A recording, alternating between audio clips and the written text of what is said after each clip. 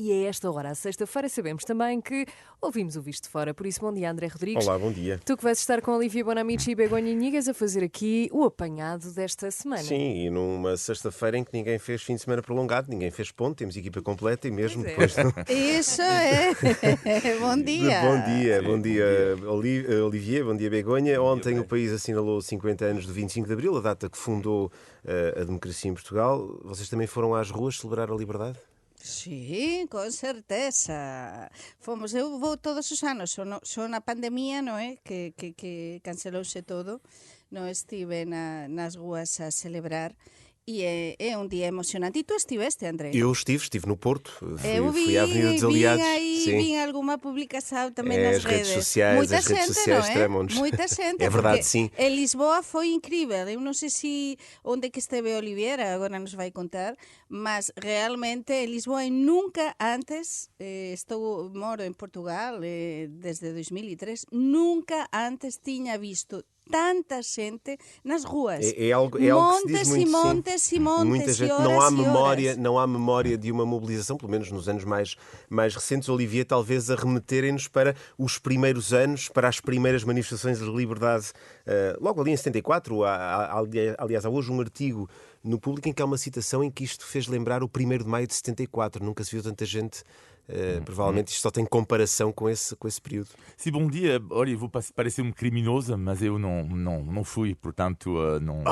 Como não, é que é possível? Mas, olha, desculpa, é um crime, mas espera aí. Aliás, tive esta liberdade. Claro que sim. Existe a liberdade também de não estar, não é? Claro que sim. E obrigado por me dar esta liberdade. E o que foi brutal é que eu assisti, foi a primeira vez que o meu filho participou desta forma tão intensa. E vamos falar disto aqui a pouco, porque é super interessante o que acontece com a juventude acerca desta edição do 25 de Abril, mas eu acompanhei através dele, porque ele esteve tanto no Largo do Carmo, no 24 à noite, da noite 24 para 25, como na Avenida da Liberdade, o dia 25. Eu acompanhei, foi super comovente para mim ver o meu filho, de 18 anos, a participar pela primeira vez e a agradecer também as pessoas que lhe deram esta liberdade. É um elemento muito significativo desta comemoração dos 50 anos do 25 de Abril e já lá vamos um pouco mais à frente. Por agora vamos ter de olhar para temas europeus. O Visto de Fora é uma parceria Renascença, Euronet, a rede europeia de rádios. Euronet Plus. Está finalmente aprovada a ajuda dos Estados Unidos à Ucrânia, 57 mil milhões de assistência financeira militar, impasse que durou meio ano, e durante esse período o tempo jogou a favor de Vladimir Putin. Olivia, começo por ti. Isto pode mudar o curso do conflito?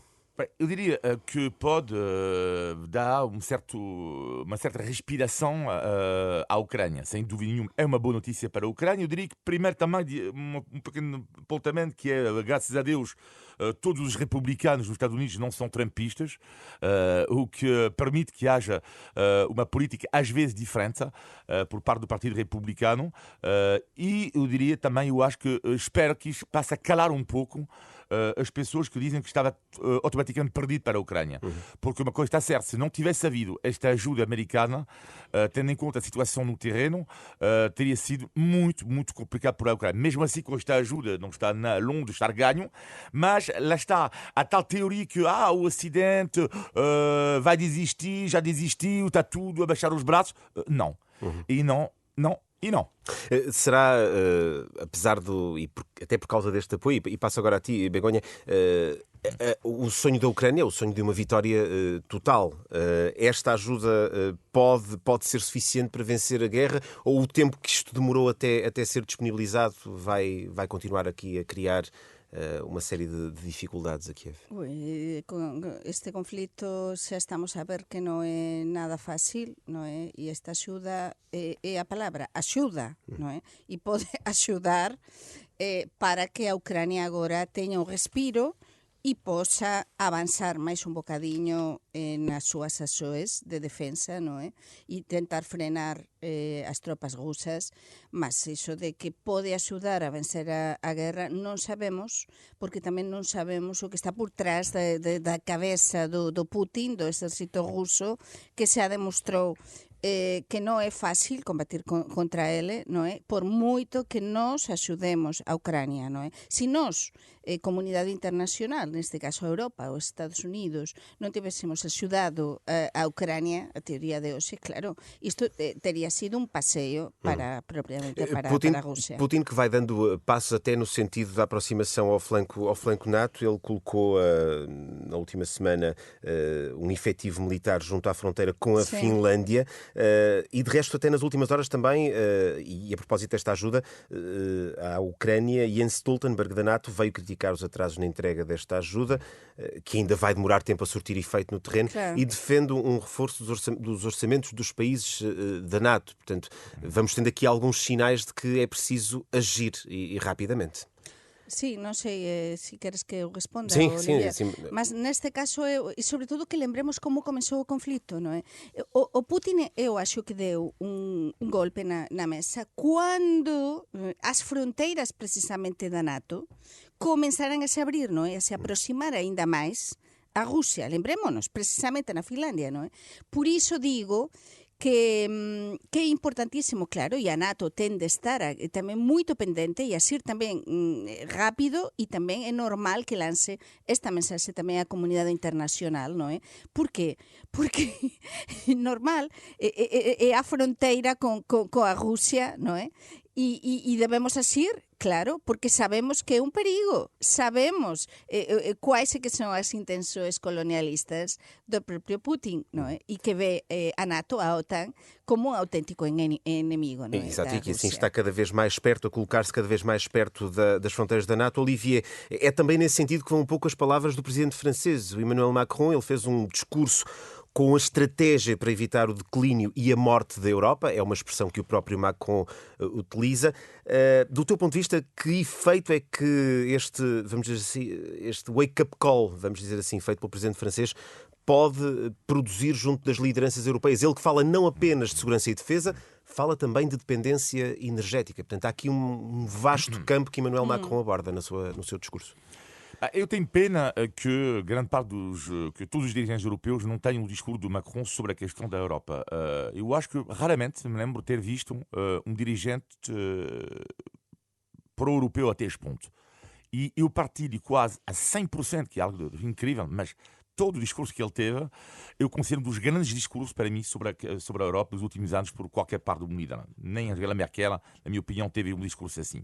A grande questão, uma vez dito isso, é dizer, isto são as minhas opiniões, não é? Agora, do ponto de vista da análise, mas ele está a tentar convencer quem? Pessoas como eu, que acredito na Europa, eu acho que quem defende uma Europa mais forte, que a Europa está em risco de morrer se as regras não fossem mudadas, eu acho que isto parece óbvio. A grande questão, mas ele está a convencer quem? Está a tentar convencer as pessoas que não acreditam na Europa, ou acreditam cada vez menos, e este discurso vai mudar a opinião dele, eu duvido. Pois, ainda por cima estamos num contexto de crescente euroceticismo e provavelmente as próximas europeias vão refletir isso, não é? Exatamente. E depois é uma outra questão também que é fundamental, que é, tudo bem que ele seja, que ele quer hoje em dia quase ser um homem forte da Europa. Não me incomoda que seja ele, sei lá, um italiano, ou alemão, ou espanhol, não é por aí.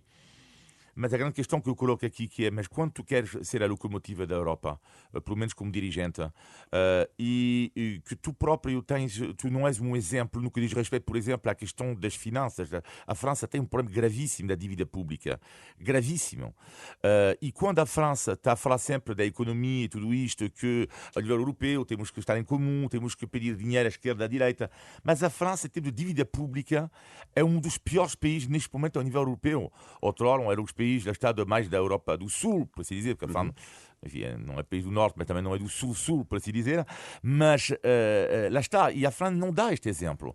Agora, por isso eu acho que este discurso, a mim, como cidadão, interessa muito. Agora, tudo vai mudar? Eu acho que não. E depois eu estava a ver, há um bocadinho, que a Espanha aceitou precisamente ceder a Kiev mísseis Patriot, precisamente para axudar na súa defensa. Mas todo isto ten a ver con o que tú, o André, perguntaba antes, non é? A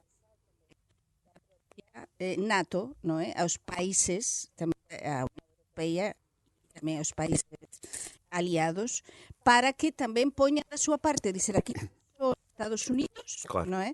Mas é verdade que a Europa, que estaba, e isto ten moito a ver tamén con o que estaba a dizer Olivier, non é? É verdade que faltan os líderes, neste momento os líderes europeos non están a ter unha mensaxe tan combativa no sentido das palabras, non é? Como o propio Macron, isto me a lembrar do propio Pedro Sánchez, que ele preferiu falar precisamente de Israel, Gaza, non é? Do conflito no Próximo Oriente, no Medio Oriente, Certo. antes de que o que falábamos semana pasada, antes propiamente deste conflito que temos nós perto de nós, na Europa, non é? Begonha, ainda bem que falas de Pedro Sánchez, porque agora é tempo de darmos um salto até a Espanha, que pode estar à beira da crise política depois do damos próprio... um salto, vamos. Exato, do próprio Sánchez ter cruzamos a admitido raia. que Salta Begonha. pondera admitir-se, isto por causa daquele processo em que a sua mulher é envolvida num caso em que é Sim, suspeita de corrupção. sim. Vamos ter de esperar até segunda-feira por uma decisão de Sánchez. Begonha, o que é que pode acontecer? Sánchez, do teu ponto de vista, não vamos fazer futurologia, mas qual é a tua percepção? Vai mesmo apresentar a sua admissão? Olla, é o momento das begoñas. A muller do Pedro Exato. Sánchez chamase Begoña, que tamén non é un Exatamente. nome tan habitual, non é? Aquí en Portugal parece tan extraño, pois olla, a muller do primeiro ministro español que é o motivo de todo isto, non é? Chamase Begoña. Pois a miña tocaya, como se dice en España cando te chamamos con o mesmo nome, a Begoña Gómez, precisamente está no foco, no punto de mira, non é? E hoxe aparecen, por exemplo, en toda a imprensa española varios artigos de opinión interesantes sobre o papel da Begoña anímicamente, non é? No equilibrio, no propio equilibrio anímico do presidente. É o seu apoio, non é?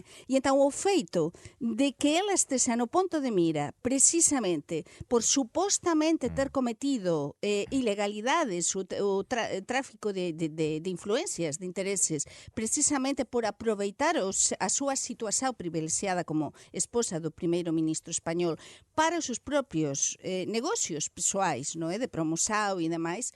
Tudo iso fez que o primeiro ministro español tivese esta reação nunha carta que parece ser que poucos coñecían, que escribeu ele, ou alguén moito próximo a ele, directamente, onde se mostrou moito non é habitual un primeiro ministro tan emotivo, ele que é moito duro, a dizer que non, que tiña chegado ao límite. Que é o que vai acontecer? Non sabemos, mas as últimas informações dicen porque estas denuncias foron feitas por un sindicato que é moito próximo, Manos Limpias, non é? Maus Limpas, moito próximo á extrema direita, e está baseado en artigos publicados por varios órganos de comunicación social españois nos últimos meses a falar destes negocios, estas supostos traballos ilegais, supostos porque, pronto, en teoría ela non traballaba, mas pronto, Mas, Begonha, se beneficiar. o que era importante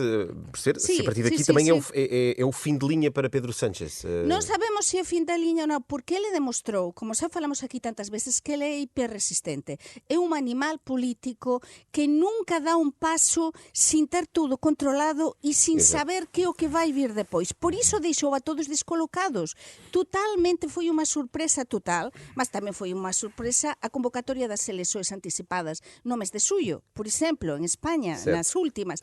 Mas agora están todos moito nervosos. Entón, algo significativo, há moitos nervos, porque estamos en vésperas, comezou esta meia-noite as eleccións, a campaña para as eleccións autonómicas na Cataluña, e é un momento moito decisivo tamén na política española. Pode não ser española. inocente este timing de Pedro Sánchez. Terminamos esta ronda pelos temas europeus. Teresa, vamos agora à política doméstica. Eu relembro quem nos ouve que o Visto Fora é um programa que acontece à sexta, sempre a esta hora, é uma parceria Renascença-Euronet, a rede europeia de rádios. Euronet Plus. Milano. Zagreb. Bruxelas. Sofia. Riga. Euronet Plus, a rede europeia de rádios para compreender melhor a Europa. E há tanto para falar sobre a atualidade portuguesa, desde logo os 50 anos de Abril, os 50 anos da Liberdade, ontem celebrados com muitos milhares de pessoas nas ruas. A descida da Avenida da Liberdade teve uma adesão de que não há memória. Olivier, que leitura merece esta manifestação popular de celebração, como já não víamos há muito num 25 de Abril? Bem, vou tentar resumir porque fiz tantos apontamentos sobre esta questão de ontem que aconteceu ontem que não dava para um programa. Eram precisos 2, pelo menos. Eu diria que o que me interessa aqui, até da análise, é que o que é que eu senti em muitas pessoas é a questão, claro, os 50 anos, não é? Mas a questão do Chega, como é óbvio. Não é? Ou seja, e isto é evidente que a celebração de ontem teve um outro peso a partir do momento em que a extrema-direita portuguesa conseguiu este resultado extraordinário nas eleições legislativas. E isto é uma coisa tem a ver com o outro, como é evidente, que é porque houve tantas pessoas também a sair. É por causa disso, consideram que é um perigo o partido do Chega. A partir daí, esta ideia disso. O que me, de certa forma, entristece nisto tudo é que o 25 de Abril eu acho que devia completamente ultrapassar a questão de política da esquerda e da direita. E a direita radical conseguiu isto. Conseguiu, infelizmente, aos meus olhos, fazer com que o 25 de Abril seja quase uma coisa da esquerda. É terrível. É mesmo terrível. A captura do 25 de Abril. Não, mas a captura é terrível. E da mesma forma que, infelizmente, a direita radical em França capturou a bandeira nacional francesa, tem receio até que a esquerda, em Portugal, neste caso, considera que o hino nacional português não seja o hino, não sei, etc., que versus a Grândola Vila Morena. Ou seja, existem coisas que fazem parte da história. A Grândola Vila Morena faz parte da história, o hino nacional português também faz parte da história, e não há nada pior quando associamos uma data a uma corrente política. O 25 de Abril é de toda a gente. E quando o Chega fala, que também isto é a nova tendência da questão do 25 de novembro, isto é inacreditável, que é, o Chega diz 25 de Abril sempre, 25 de novembro, não sei, não recordo a frase deles, por acaso, no slogan. É um debate interessante que eles levantam a questão do 25 de novembro, se deve ser celebrado de forma tão grande como o 25 de Abril. Mas a questão não. A questão é que estamos no dia 25 de Abril. Sim, que é a data fundadora. 25 de novembro é a consolidação do processo democrático, no fundo. Exato, mas como se dissesse o dia da mãe, mas temos que ter cuidado, também existe o dia do pai, mas pouco importa. Mas espera aí, estamos no dia da mãe. Portanto, neste momento celebramos o dia da mãe. E essa grande questão é essa. Perante pessoas que têm, não estou a dizer que têm saudades de um certo regime, mas já em Espanha há uma certa, como em Portugal, em Espanha com Franco, em Itália com Mussolini, em Portugal com Salazar, não é um certo saudosismo para a parte de algumas pessoas, mas há uma minimização do que aconteceu. E isto é ultra perigoso na Europa. Begonha, como é que Espanha olhou para estes acontecimentos e também para esta tensão? Porque a contrastar com as celebrações da rua, com muita gente, houve um clima muito tenso no Parlamento e isso foi evidente, e foi evidente até a forma como o passado colonial trazido por Marcelo levou a direita a desferir um ataque muito pouco simpático ao Presidente da República. Nesta análise eu estou com a análise visto de fora, non? Este programa chamase Visto de Fora. E então, visto de fora, todas estas polémicas internas non van alén, é dizer, destácase o que se destaca hoxe e ontem muitísimo e hoxe tamén na imprensa española. Destácase enxente de persoas nas ruas de Lisboa, celebrações en todo o país, a liberdade, a festa da liberdade. Óllase para Portugal con admiração con ese 25 de abril e non temos máis do que ver a capa de hoxe do El País, que é o principal xornal de España. Como que abre hoxe? Con unha foto, é a foto da capa principal, unha foto das ruas de Lisboa, con o desfile, e a dizer, os portugueses toman as ruas. E, por exemplo, un xornal, poño outro exemplo máis pequenino, no que eu tamén colaborei, El Correo Gallego, de Santiago, tamén está na súa capa noticia e diz coro xigante, canta nas ruas de Santiago de Compostela Grândola Vila Morena, porque na Galiza publicouse muitísimo nos últimos días en todos os xornais, e continúase a publicar, sobre o 25 de abril, porque esteve moito presente o 25 de abril na altura, há 50 anos, o Seca Alfonso esteve en Santiago, e de feito, por exemplo, temos de lembrar cá, que foi o primeiro local en Santiago de Compostela onde ele cantou Grândola Vila Morena. Begonha, mas como é que alguém de fora olha para aquilo que aconteceu ontem no Parlamento? Claro, alguén de fora, dizer, hoxe, por exemplo, estaba a consultar outro xornal, Atlántico Diario, de Vigo, onde estábase a destacar, por exemplo, algúns discursos, e destacábase, por exemplo, o discurso da deputada do PSD, da xoven diputada do PSD. É dizer, todo isto sí que se destacou o tema colonial, mas sin polemice. É dizer, as reivindicações, por exemplo, do Marcelo, com o tema colonial, não é? Que não são só de agora, não é? Não é a Claro, primeira vez que Marcelo fala disto, não é? exatamente. Mas sem tanta polemice, é dizer, como algo máis limpo, máis global, máis xeral. É dizer, é tan importante o que se celebrou ontem que fica de lado, estou a falar para a imprensa espanhola, todos estes detalles, as divisões internas... Olivia, queres completar? Não, mas não posso de acordo com o Begonha. Por acaso leio o El País todas as manhãs, esta manhã li o El País, e o artigo principal do El País destaca exatamente a questão da extrema-direita portuguesa. Ou seja, o El País escreve esta manhã que, de facto, mostra a fotografia dos enxertos, mas a análise principal tem a ver com o Chega. Quer dizer, a análise principal do El País, que é exatamente o El País, diz o que eu acabei de dizer agora, que é porque houve tanta gente, é porque, de facto, havia essa questão da direita radical.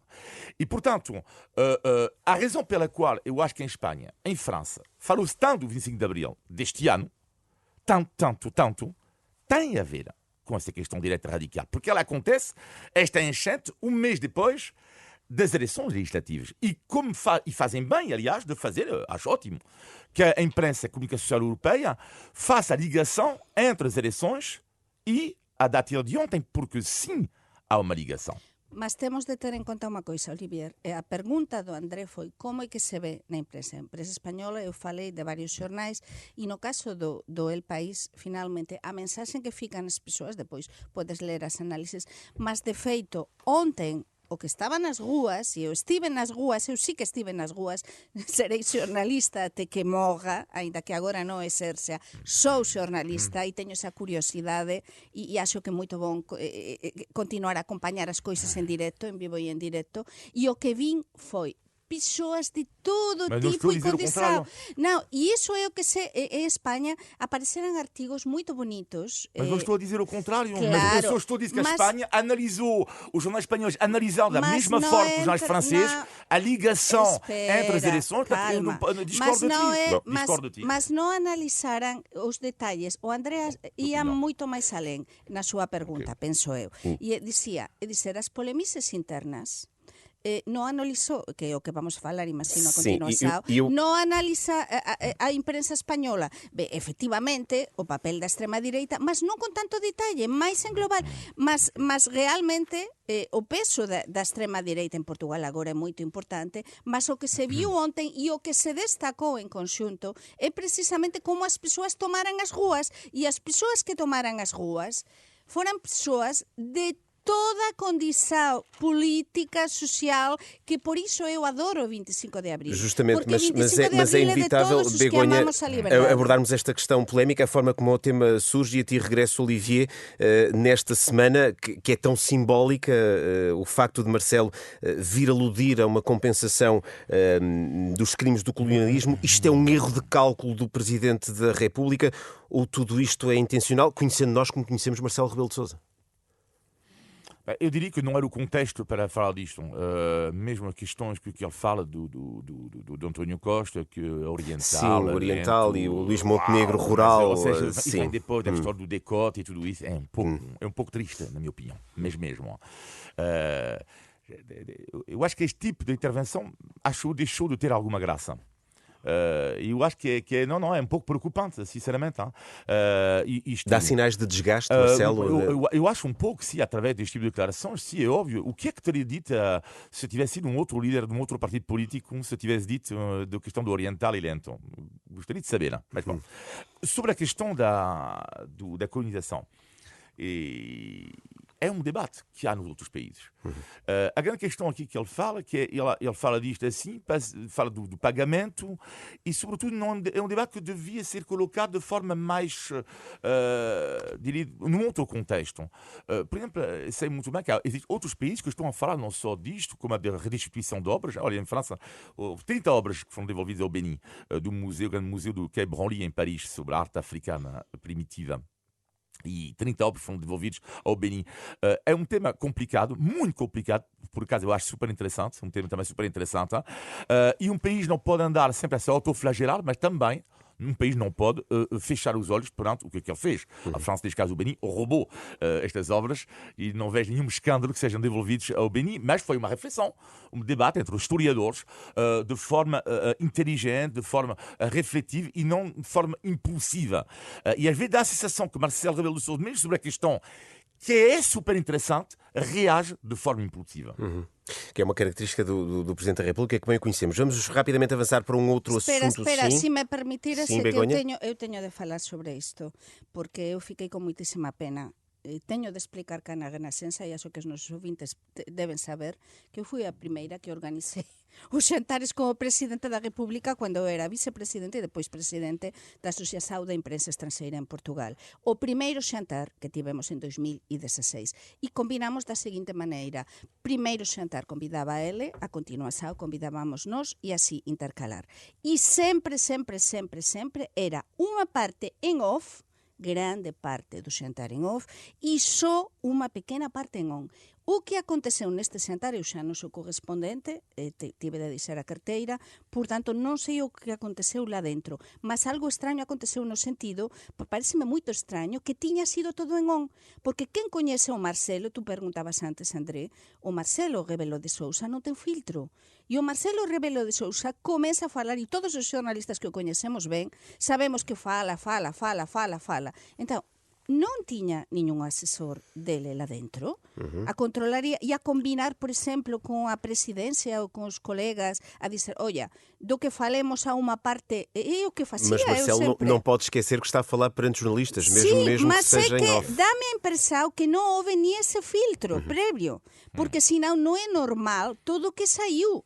E até sons que saíran, é dizer, é moito, para min, eu fiquei moito triste, realmente moito triste, porque non houve, é moito normal que neste tipo de xantares, unha parte, grande parte, sexa en off, e tú sabes, André, que é así, e unha parte é en on. Em on, sim.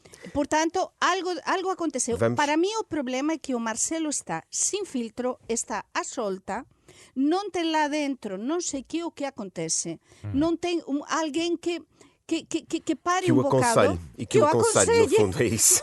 Meus caros, então vamos só aqui olhar para um último tópico da atualidade política, a escolha de Sebastião Bugalho como cabeça de lista da AD para as europeias. Olivia, é uma escolha de risco? É necessidade ou convicção de Luís Montenegro? Eu diria... Eu espero que seja convicção, não é? Bom, mas o que é que me acha interessante no caso de Sebastião Bugalho tem a ver com algo que sempre surpreendeu em Portugal, e está no Visto de Fora. Vou tentar dizer algo que as pessoas não disseram ao longo da semana sobre a escolha de Sebastião Bugalho, não é? Que é uma das primeiras reportagens que eu fiz em Portugal, é uma curiosidade sobre o país, que é algo que acontece poucas vezes lá fora, que são os próprios políticos que comentam a atividade política. Isto é genial. Basicamente, Sim. que é Pedro Nuno Santos que comete, o Marcos Mendes, por exemplo, com quem não tem nada, Paulo Portas, que são os próprios políticos que têm um espaço semanal, comentam a política. Isto é, claro que para um português pode achar normal, mas não é uma normalidade isto acontece lá com fora. Marcelo Rebelo de Sousa também. Exatamente. É? E o que é inacreditável é que está tudo misturado. E o que é que me incomoda um pouco da questão de Sebastião Bugalho, não é? São os jornalistas que, de repente, não é? Político, jornalista, político, assessor de imprensa. Jornalista, assessor de imprensa. Por exemplo, imagina, jornalista ligado à economia. De repente, acaba jornalismo, assessor da Galp. Uau! Mas espera aí, assessor da Galp, o mês trabalhavas para o jornal... Mas é preciso ir ver sobre o que é que ele escreveu no passado, não é? Mas isto é uma espécie de mistura brutal. Cada trabalho parece que é um trampolim para outro trabalho. É isto, esta mistura, da qual eu não sou grande fã. Mas há uma coisa muito clara neste país. Lembro outra vez, neste visto de fora. E é totalmente diferente, vou também ao encontro do que dizia Olivier, aos nosos países. Espanha, desde logo. E en Portugal, quen quer ser alguén ten de ser comentador televisivo. É dizer, unha persoa que é comentador ou comentadora televisiva durante un tempo, non un día a comentar unha coisa, outro día, non, durante un tempo, ten un espazo, un programa, pode chegar a ser prácticamente o que quiser, é dizer, ten un poder imenso. Aconteceu con o Marcelo, aconteceu con o Marques Méndez, está a acontecer con o Paulo Portas, e este miúdo, que ten 28 anos, é politólogo. Sim. Muito ben, politólogo licenciado na Católica, unha universidade de prestixio, é moito brillante, mas comenzouse a destacar na televisão, primeiro CNN Portugal e depois na SIC, e as persoas adoran en Portugal, as persoas que os comentadores que polemizan, e o bugallo ten personalidade. E entón, esta escolla realmente foi unha auténtica sorpresa, mas vivemos nuns tempos nos que na política estamos a alimentar de moita sorpresa. Este tipo de candidatos ou de fichajes que nos dicemos en España, no? De nomeaxoes así sorpresivas, forman parte do momento político tamén no que estamos. É dizer, por ao Sebastián Bugallo e por alguén moito coñecido pelas persoas, moito coñecido tamén pelos xovens, e xa que falamos de extrema direita, o PSD quer gañar a D, neste caso, as eleições europeias. E vês aí uma estratégia para chegar aos jovens. Claro, muito clara, porque moitos xovens, que nós xa falamos cá neste programa, votaran precisamente ao Chega nas últimas legislativas. E entón, acho que está pensado, non sei, é moito arriscado, temos de avançar. Mas non sei se sairá ben ou non sairá. Vamos ter de avançar, Teresa. Agora vamos ao tradicional teste de conhecimentos. Vamos sim. Eu fiz esta voz assim mais séria, mas agora vamos a esta parte em que testamos aqui os conhecimentos. Portugal! Índice de Tugalidade. E testamos os conhecimentos porquê? Porque há coisas que parecem óbvias, mas depois às vezes não são. Ontem assinalámos então os 50 anos do 25 de abril de 74, da nossa Revolução dos Escravos, e eu reparo que as pessoas de fora, os estrangeiros, que por acaso estivessem ontem em Lisboa a passear, as pessoas ficam muito curiosas, porque não sabem o que é, primeiro, e por isso eu pergunto-vos, se vocês fossem, esta é a primeira pergunta, se vocês fossem turistas em Lisboa e vissem toda a gente a passear na rua com cravos e não podiam perguntar a ninguém o que é que se passava, o que é que vocês achavam que as pessoas estavam a fazer na rua, Olivier e Begonha?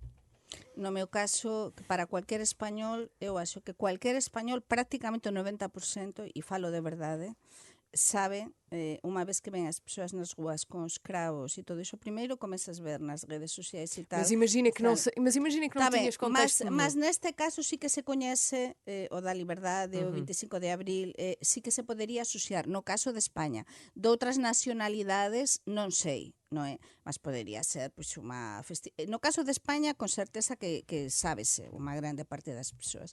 Mas en xeral, pois unha festividade nacional, unha festividade un día Festa da nacional, Festa da Flor, o quê? Da primavera, a comemoração da primavera. Algo assim, sim. E vocês sabem porque é que são cravos? Sim. Sabes a história, Begonha? Sei. E que ademais foi unha filla de galegos. Foi. A Clemente. A Celeste. Então espera, vamos ouvir a Celeste. Porque Celeste é filha de galegos. Então vamos ouvir a Celeste, porque ela 91 vai contar-nos a história. Na Rua Brancão, self-service. Ela trabalhava no restaurante. O restaurante foi inaugurado no dia 25 de abril de 73. Fazia um ano, no dia 25 de abril de 74. E quando cheguei lá, estava o dono do restaurante à porta e ele disse: meus senhores, a casa não vai abrir porque está-se a dar um golpe. Mas antes de irem embora, vão ao armazém e levem as flores que lá estão para não murcharem, porque não se sabia quando é que a casa abriu. Estavam nos baldes com água, eram cravos vermelhos e brancos, muitos cravos. E a subir a Rua do Carmo já estavam uns tanques, os chaimitos queriam para o Carmo. Disse: o que é que se passa? O que é que estão aqui a fazer? Vamos para o Carmo, está lá o Marcelo Catano, já estão aqui há muito tempo, às 3 da manhã, não me recordo tanto, já estavam ali desde madrugada. Olha, por acaso a senhora não tem um cigarrinho que me dê, soldado, primeiro? Eu disse assim para ele, olha, está tudo fechado, tenho muita pena. Mas tenho aqui estas flores, olha, tenho aqui um cravinho, então tirei o cravo. E agora a Celeste emociona-se. Portanto, resumidamente, a Eu Celeste também me emociono. trabalhava num restaurante que estava fechado neste dia exatamente pelo Sim. golpe de Estado. Pediram-lhe um cigarrinho, um dos Sim. soldados, e ela tinha cravos lá guardados no restaurante, pronto, no armazém, então começou a distribuí-los. E assim ficou a revolução dos cravos. Foi o nosso índice de legalidade. E relacionado a Galiza Olha, e não Portugal sabia. sempre. Pois eu sim, aqui Não está a sabia. galega. Índice de Tugalidade. Vamos lá então saber como foi a vossa semana, negativo, da tua semana, Begonha. Pois o negativo ten de ser, precisamente como falamos tanto da Europa acá, unha decisão do Eurogrupo que fiquei moito triste por priorizar a liña de alta velocidade do TSB Madrid-Lisboa antes do Porto Vigo. Esta semana anunciouse, deuse luz verde, digamos, porque cada vez fica máis claro que a ligación de alta velocidade entre Porto e Vigo, a ver que acontece, vai ser en 2040 e non en 2030. E iso é unha decisión que aquí non se publicou moito en Portugal, na imprensa galega sin, e eu fiquei, isto foi de há 2 días, fiquei realmente moito preocupada. É unha noticia moito triste para os galegos e as persoas do norte de Portugal. O teu negativo, Olivier? O negativo é que eu não gosto da americanização dos hábitos e dos nomes da comunicação social portuguesa. Eu vou dar 2 exemplos. Primeiro, o uso inacreditável, na minha opinião, um pouco ridículo, ou exagerado, das tablets. Isto é insuportável. Mesmo insuportável. E depois não, os não nomes. existe palavra portuguesa. E depois as palavras. Não, tablet, neste caso, estou a dizer o uso. A televisão, os comentadores, os jornalistas que usam a tablet para montar as imagens. Acho inacreditável. Estes hábitos americanos. De usar na Usar tablet. Olha, eu já usei E depois nasci. carrega os botões todos e Tablet aparece e computador. os efeitos especiais do jornalismo, que eu chamo.